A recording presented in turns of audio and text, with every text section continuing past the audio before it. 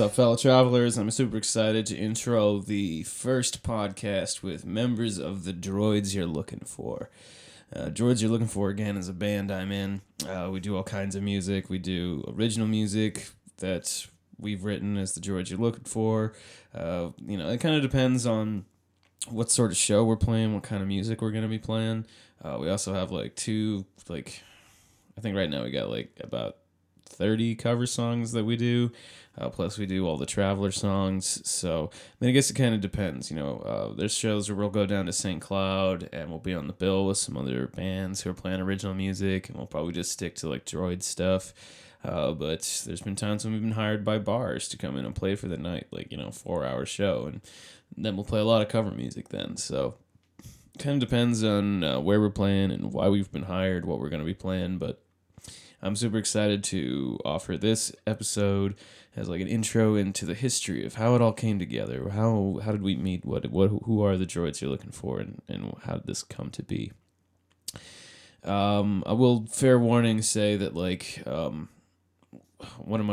don't have the best setup for doing 3 people at a time. I kind of more set up for just one-on-one interviews, which was my original plan, was to just do an interview with Evan and I, because have been in the band longer than Shane. Shane's more of a late addition, and but we got together before practice, and I was like, I feel bad about excluding Shane. Let's try and figure this out so we can all just kind of talk and hang out like we normally do. But the microphones are set up in a way that I feel like Evan is a lot quieter than the rest of us, so just that's a big regret of mine. Fair warning, but I still think that there's some fun moments in the interview that are worth sharing with you. But the music you just heard, because one thing that isn't super clear from listening back to the interview is kind of punching home the idea that originally this was kind of just Evan's project. It was he called it a solo album, and so the intro music I'm playing is from that solo album where he tracked everything, did all the guitar, bass, drums, did all the vocals. We talked about how I kind of helped him finish some lyrics, but when we talked about it and hashed that out, I said, hey man, you can just have these lyrics in exchange for his help with helping me record my solo album. So that's kind of how we got together in the beginning with working on, I did help write some of the first lyrics for the first album, but it was really just his project in the beginning. And so the track that you just heard is from then. And so after the interview, at the end of the episode, we'll do another song that we tracked after practice, because we say at the end of the interview, we're going to go practice. And so we did do some cover songs, practicing. We were working on Gangster's Paradise, but we decided to try and record Blastered as the song. So you'll get to hear some of us working on recording the new album, which will hopefully come out eventually. I don't know, when we get it done, at the end of the episode. So all right, cool. Let's kick it off. Oh, well. Here we are with the Droids You're Looking For. What's up, fellas? What up? I'm here with Evan Schmidt and Shane. Just Shane. Perry. I know, but it didn't feel right. It didn't feel right. Roll with it. I don't know. Rolling it. Roll take. Shane Perry. Shane Gorilla Yeah. Perry. Yeah, there we go. gorilla. Because he's very hairy. That's true. Yeah. See how Perry and Harry rhymes? See Yep. what I did there? Harry. I know people have been doing that since 11 or 12. I've gotten that as the nickname. Yeah. You guys excited to practice? Oh, stoked. Absolutely. You were asking. Let's not forget you. I mean. Oh yeah, Alex the even though Traveler. you're I hosting as the Traveler, assume you're still in people this too, so. figured that out. I mean, Alex is I just put my more name. famous. I put my name Yeah. everywhere, all over this thing. So I assumed that they were listening to the Traveler like that. Diaries. They knew it was me. Sorry, yeah, Alex the Traveler. There we go. My bad. Yeah, Thanks, Evan. I'm super excited to practice today. I hope you guys worked on Gangster's Paradise. I was working on that quite a bit, trying to get the speed down so that we can do our rendition on it. It's going to be a cool take. I can't wait to get it done. Yeah. Yep, pretty much. I did not. Except for my only Yeah. thing is I'm still indecisive of how that verse is going to go with the fast, just because I can't remember how you guys were strumming it from the last time. It's been a while. But I'm Yeah. excited to play with it. I did print out lyrics, so Yes. we both have a set, and we're going to go through that and work on that. Did you at least work on Lonely Days? Yeah. Awesome. Okay, so we at least get half of what we wanted.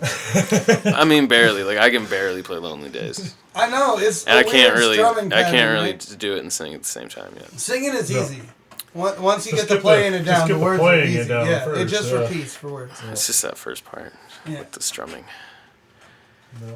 I can do it, but it hurts my hand. I don't like it. Oh, But I told you it was. but I've been working on it. I've been working on Lonely Day. Would you rather do radio then? No, mean- no. It's too late now. I've come It's too late. It's too late now. He's invested Yeah, time. yeah, I've come too We far. can't. Yeah, we can't. We can't go back. But I'm no. stoked though. But I really feel like I got Killing in the Name I of was though. gonna say killing in the Yeah, name I of bet. last time was freaking dank, man. And you got to play that on 92, didn't you? Yeah, How was that? I thought it was better than I thought. Really? People liked it. Really? I was worried. I played it all day. All day I played that song and like nothing else. Yeah. So I was like, I'm gonna go play this stuff on the radio. Oh man! But I thought it went all right. That's They nice. liked it. Rexford liked it. Max liked it. Nice. It's always good to Bill have- liked it. It's always good to get out. That sounds fun. Yeah. Yeah, big thanks to Rexford for having me on. So, okay. I don't know how long you guys want to talk for. I kind of wanted to talk about like the history of the band and like its origins. You Well- you guys down for that? Yeah. Okay. It was many moons ago. I remember Evan just called me up one day. I guess we could go as far back to say that Evan and I used to play in another band together, the Dirty Reggae Punks. That was probably, what, about 2015 or so? Yeah. Probably about almost 6 years ago now, probably. Right? Well, that would have been like 4. Yeah. Well, but I mean. Because I was in like, I've been in the band. it was for 20, years. because I was in third in line. Well, yeah. I suppose since you got in, I'm thinking of when I first. Was Yeah, in when there, you but- were first in it. Yeah. Anyway. Yeah. But so we I met, guess, yeah, we met started about there. We met there. 2015. Did some jamming, some touring. Yeah, that was a lot of fun. Mm-hmm. And you had this other idea for a band, and you wanted to write some songs for a band called The Droidz You're Looking For. And I thought that was hilarious. I love Star Wars. And so I was like, sure, man. You were planning a show for a festival that you threw often. I don't know if you're going to throw another one, but Yeah, probably one day. But Brofest? there'll be a Yeah, break. but We've you- kind of been doing the birthday jam bash on the side, which is how it actually started originally. It was my birthday show, and then I turned it into Rubfest and made it a festival, not on my birthday, but in that month. I'm telling you, we should have. Which, real yeah, this is cook-off. how this started because I was trying to find a slot for a punk band, and of course I couldn't get a punk band, and I'm like, well, it's punk. How hard is it? let's rock this out, you know. And I had already had the instrumentation for "Luke, I'm Not Your Father" written, and knew that I wanted that to be the name of it, but didn't have any lyrics. And that's when you stepped in and helped me out with that. And yeah, I helped out with Luke, I'm Not Your Father, and Boba Cat. Yep, on the which first is one. on the first solo album, you know, that people can get. And then, I was like, all right, I'm just going to write a bunch more songs. And then I was like, cool, let's do this. And I hit you up and was like, hey, man, you want to play guitar on this? We'll do a live set, and I'll just put out a solo album. And, like, that's all you have to invest is just that. And you were like, yeah. And then what we had. Sound like Jeremy. fun. I liked the songs. The songs were fun to learn. Yeah, and I was just excited to be a part of something Star Warsy. And of Right. course, I mean, I knew we had gotten along and played well together in DRP, so it seemed like a good deal. And I Seemed like a mean, fit. and then we got more involved together because around the same time you were investing in your own studio, your own recording equipment, Agrisomnia Studios, which is where we are recording right now, Agrisomnia.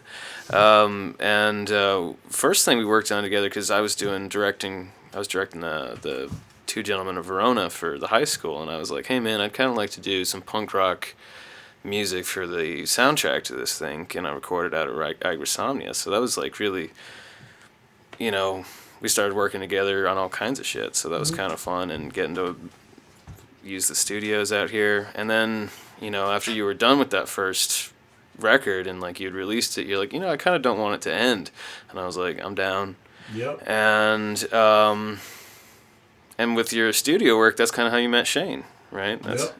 Yeah, I was actually trying to record another band someday soon that I was in, and I had gotten a card from a friend of mine in Alexandria that was like, this is the dude, if you want somebody that's going to work with you and help you get your music the best that you can for the first time coming out, this is the guy you're going to want to get a hold of. And I met Evan. Lo and behold. Yeah. Yeah. And it was kind of at the same time. You and Someday Soon were recording, and you and me were working on recording my solo album, the Traveler album. Yep.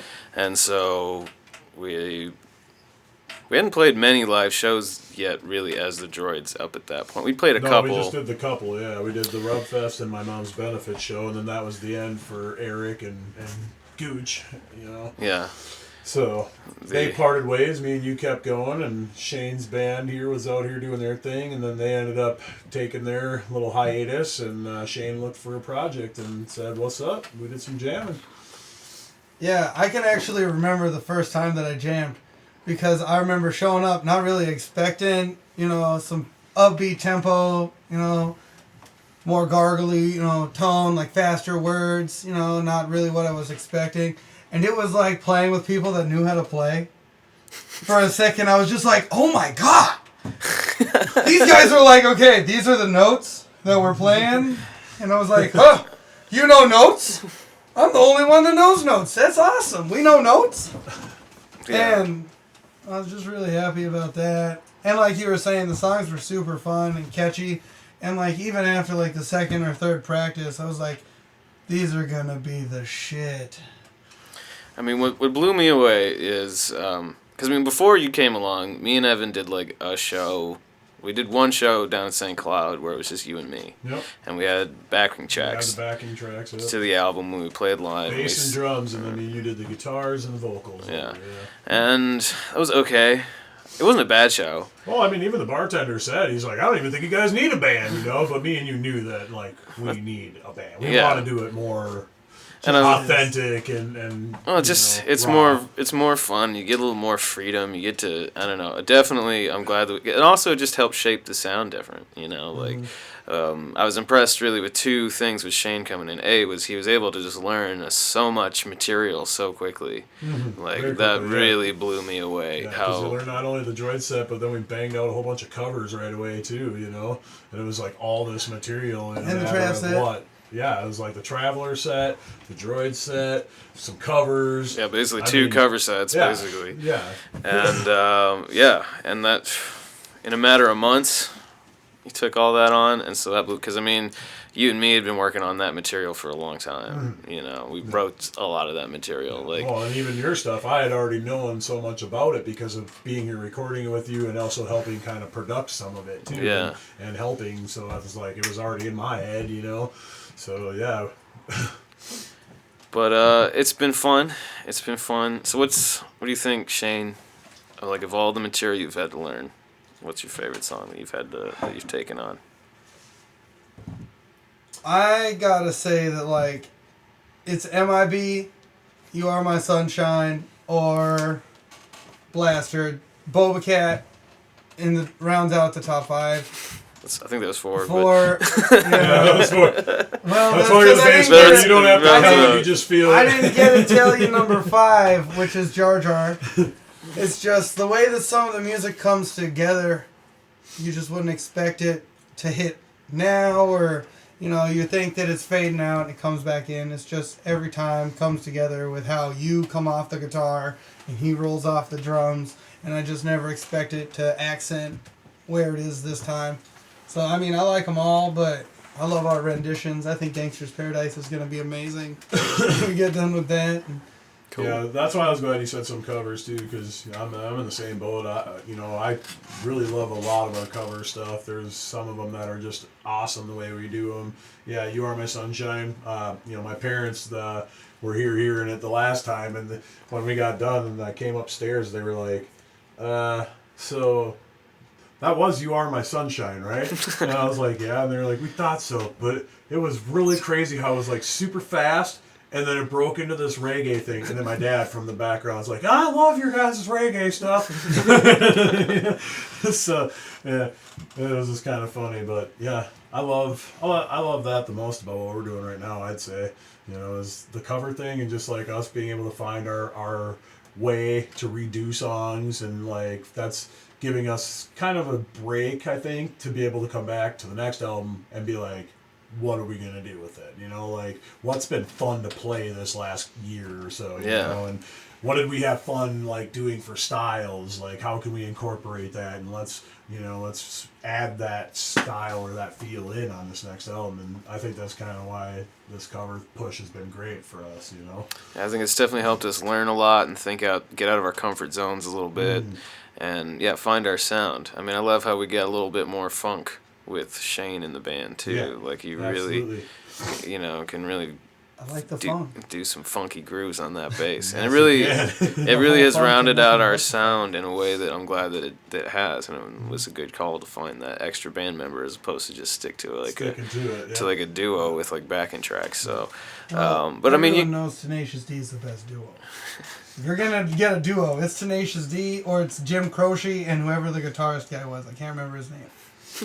I can never remember his name. Offhand, but yeah, If you're going to either way. do slightly stupid duos, but there's a lot more, Holy Trinity, the three Pete's.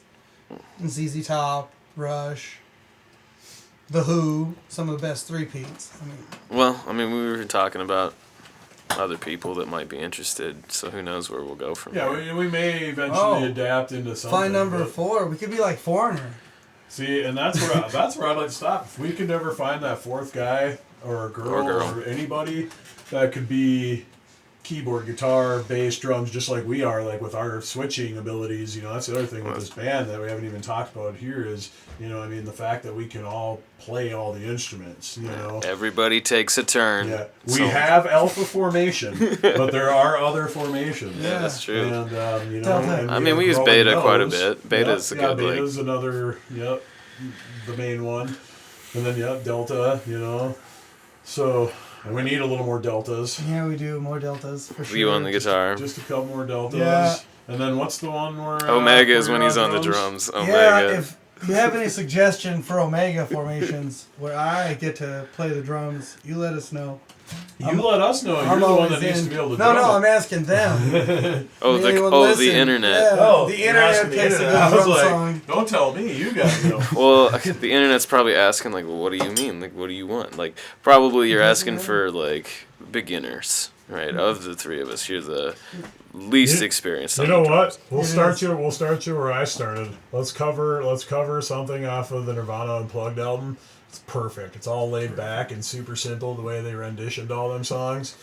Well, can we could do do like some Plateau. CCR? Yeah, all right. I could do something like that. I could do like some John Cougar Mellencamp drums.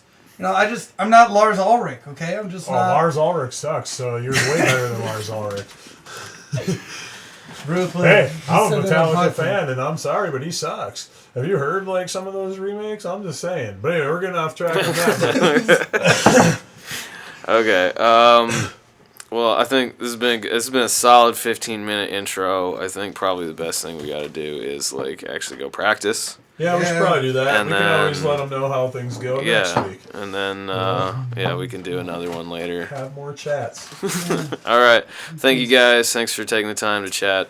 Thank you, Internet and fans. Yeah. Till the next adventure, everybody. All right, there was. And so we didn't end up actually coming back and doing another talk, which I was a little disappointed by, but we did get some good work done at practice that day. And, Gangster's Paradise came a long way, so we're adding another cover song to the set. And, trying to get more of that hip-hop style stuff going on, too, So we got, like, an influence of the reggae we talked about. We got an influence of the punk rock, kind of a classic rock.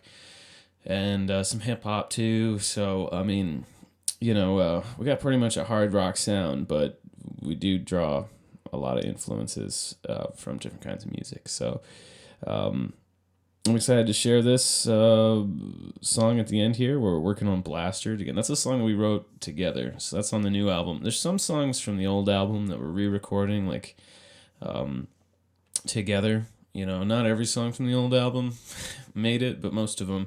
And we're combining like that kind of 7 songs or so from the first album with like another 7 that we wrote together since that album, and that's kind of what the new album's going to be. And this song's called Blastered. It's basically just about, hey man, don't drink too much, kind of playing off the idea of plastered and blastered kind of sound the same. But I'm excited to do some more episodes too. We thought it'd be kind of fun once we get the new album done, to do sort of a track commentary, kind of the same way that I did with my Annotated Live album, where I did some talking in between the tracks. Do an episode like that where maybe we play a track from the album, then we talk about it and do a podcast like that, and even some compare and contrast for those songs that were on the first record to we're redoing them for the second record, doing like kind of some episodes where maybe we just do a compare and contrast of the old album versus the new album. So those are some ideas we kicked around. It would be fun to do for podcast stuff. So yeah, all that's kind of in the works. But thanks for listening. When we got another show coming up, we'll let you know. But for now, this is the Traveler signing off. Enjoy the music.